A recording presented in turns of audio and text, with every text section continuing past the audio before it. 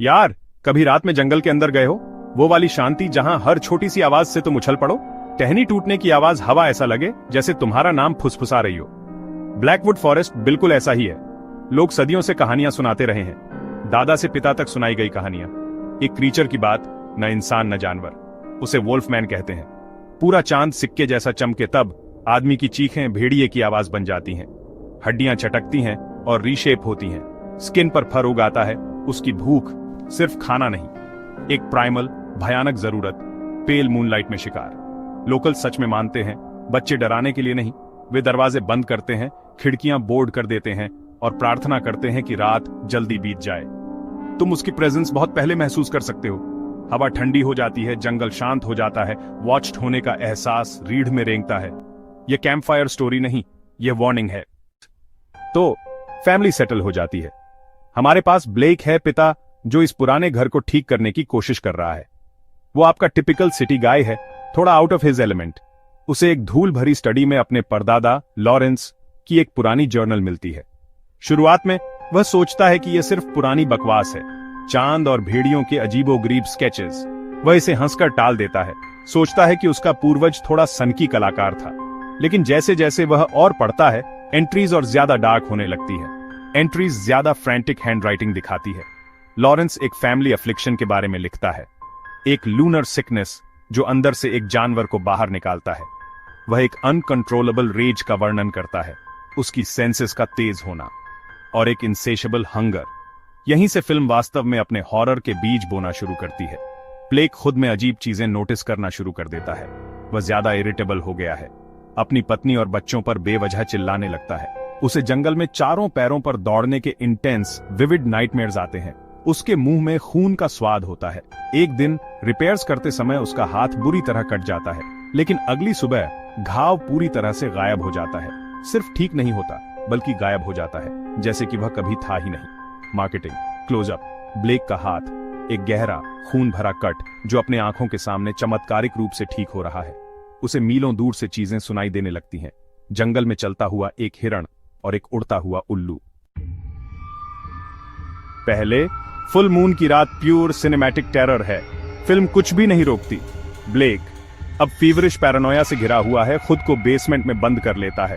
वह सैरा से कहता है कि वह बीमार महसूस कर रहा है और बच्चों को बीमार नहीं करना चाहता, लेकिन वह जानती है कि कुछ बहुत गलत है।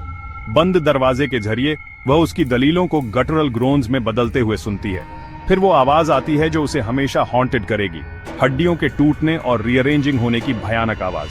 ये तेज और बॉम्बास्टिक नहीं है, बल्कि इंटीमेट और हॉरिफाइंगली रियल है। इंसान से जानवर बनने का सफर शुरू हो चुका था। अंदर से हमें ब्लेक का पर्सपेक्टिव मिलता है। यह एक कैओटिक पेनफुल ब्लर है। उसकी सेंसेस आग पर हैं। वह ऊपर अपने परिवार से डर को सूंघ सकता है। वह अपनी मसल्स को फटते और फिर से बनते हुए महसूस कर सकता है। उसकी ह्यूमन थॉट्स एक सिंगुलर ओवरवेलमिंग इंस्टिंक्ट से डूब जाती है, हंट। जब वह आखिरकार बेसमेंट के दरवाजे को तोड़ देता है, तो वह अब ब्लेक नहीं है। विजुअल रिवील, वह एक टावरिंग हॉरिफाइंग क्रीचर है। जैसे जैसे बॉडी काउंट बढ़ती है, लोकल पुलिस हैरान रह जाती है। हमले इतने सैवेज हैं कि इस क्षेत्र में किसी भी जात जानवर के लिए नहीं है। यह एक नया कैरेक्टर लाता है, इजाबेल, एक सीजन्ड मॉन्स्टर हंटर। वह मॉडर्न हंटर है जो टेक्नोलॉजी, फोल्कलोर और बहुत सारी सिल्वर बुलेट्स। वह ब्लैकवुड में पुलिस एस्कॉर्ट के साथ नहीं, बल्कि चुपचाप एक साये की तरह आती है। इजाबेल के परिवार ने वोल्फमैन जैसे क्रीचर्स को पीढ़ियों से ट्रैक और अध्ययन किया है। उसके दादा को एक ने मार डाला था, इसलिए उसके लिए यह गहरा पर्सनल है। वह जानवर को पकड़ने के लिए यहां नहीं है, वह उसे खत्म करने के लिए यहां है। इजाबेल स्मार्ट है। वह सिर्फ जंगल में नहीं जाती, वह क्राइम सीन्स का अध्ययन करती है, अटैक पैटर्न्स का विश्लेषण करती है और शहर के इतिहास पर रिसर्च करती है। वह नए हमलों को एक सदी पहले ब्लैकवुड वुल्फमैन की लेजेंड से जल्दी जोड़ती है, जिसमें लॉरेंस शामिल था। उसे लॉरेंस के गायब होने और उसके भाई के दुर्भाग्यपूर्ण हंटिंग एक्सीडेंट के बारे में पुराने टाउन रिकॉर्ड्स और न्यूज़पेपर क्लिपिंग्स मिलते हैं। उसे एहसास होता है कि कर्स एक नए परिवार के पुराने मैनर में आने के साथ फिर से उभरा है। उसका ध्यान तुरंत ब्लेक और उसके परिवार पर केंद्रित हो जाता है। वह जानती है कि मॉन्स्टर सिर्फ एक रैंडम बीस्ट नहीं है, ये एक इंसान है, और यह उसके काम को और अधिक कॉम्प्लिकेटेड और खतरनाक बनाता है। जवाबों के लिए डेस्परेट होकर ब्लेक की पत्नी सैरा अपनी खुद की जांच शुरू करती है। वह यह मानने से इनकार करती है कि उसका पति एक मॉन्स्टर है। वह सोचती है कि वह बीमार है, शायद मानसिक रूप से कोई रैशनल एक्सप्लेनेशन जरूर होगा। वह शहर की हिस्टोरिकल सोसाइटी में जाती है, पुराने आर्काइव्स में खुदाई करती है। वहां वह एक लोकल हिस्टोरियन आर्थर से मिलती है। आर्थर जीवन भर ब्लैकवुड में रहा है और इसके रहस्यों का अनऑफिशियल कीपर है। आर्थर पहले हिचकिचाता है, सैरा की डेस्परेशन देखकर वह बात करना शुरू कर देता है। वह बताता है यह सिर्फ रैंडम अफ्लिक्शन नहीं बल्कि एक ब्लड लाइन कर्स है। आर्थर लॉरेंस और विलियम की कहानी बताता है। वे सिर्फ भाई नहीं थे, वे राइवल्स थे। यह लेजेंड जर्नल से अलग है। डाउन लोअर कहता है कर्स लॉरेंस से शुरू नहीं हुआ था, यह पीढ़ियों से पास डाउन हुआ है। उनकी लाइन में पहला वेयरवुल्फ कई पीढ़ियों पहले काटा गया था। कर्स हर पीढ़ी में एक मेल एयर से चिपक जाता है, आमतौर पर वह जिसमें सबसे ज्यादा रिप्रेस्ड एंगर या इनर टर्मोइल होता है। जैसे ही स्टैंड ऑफ अपने ब्रेकिंग पॉइंट पर पहुंचता है, एक तीसरा पक्ष आता है। यह आर्थर दयालु बूढ़ा इतिहासकार है, लेकिन वह मदद करने के लिए नहीं है। वह अपनी खुद की राइफल ले जा रहा है और वह इजाबेल पर है। आर्थर सिर्फ एक इतिहासकार नहीं है, वह विलियम का पोता है। विलियम की मौत के बाद उनका परिवार बाहर निकाला गया। उन्होंने स्टेट खोया और अपना नाम खोया। वर्षों से वे वेंजेंस की कहानी आगे बढ़ा रहे थे। वे लॉरेंस को दोषी मानते थे। आर्थर अपनी योजना बताता है। उसने इजाबेल को गुमनाम टिप दी। उसने ब्लेक को मरा हुआ चाहता था ताकि वह मैनर पर कब्जा कर सके। उसने सैरा को मैनिपुलेट किया, उसे ट्विस्टेड फैमिली हिस्ट्री सुनाई। वह कर्स के बारे में जानता था। ब्लेक का आना उसे परफेक्ट मौका लगा। दयालु बूढ़ा आदमी भेड़ की खाल में भेड़िया था। उसका सच मॉन्स्ट्रस होना दिखता है।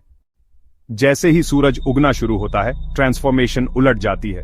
ब्लेक गिर जाता है, फिर से इंसान, खून बह रहा है और थका हुआ है। सैरा उसकी तरफ दौड़ती है, वह उसे पकड़े हुए है। कर्स टूटा नहीं है, मॉन्स्टर अभी भी उसके अंदर है, लेकिन कुछ मौलिक रूप से बदल गया है।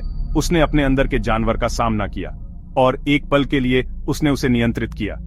उसने अपनी शक्ति का अच्छे के लिए उपयोग किया, अपने प्रियजनों की रक्षा के लिए। वह अब कर्स का सिर्फ एक शिकार नहीं है, वह इसका मास्टर है, कम से कम अभी के लिए।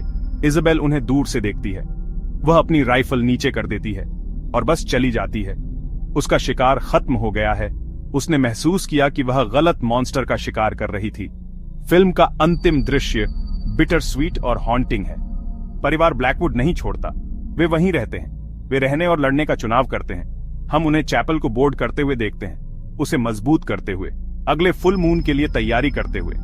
अंतिम शॉट ब्लेक चांद को देखते हुए है, डर से नहीं बल्कि समझ के साथ।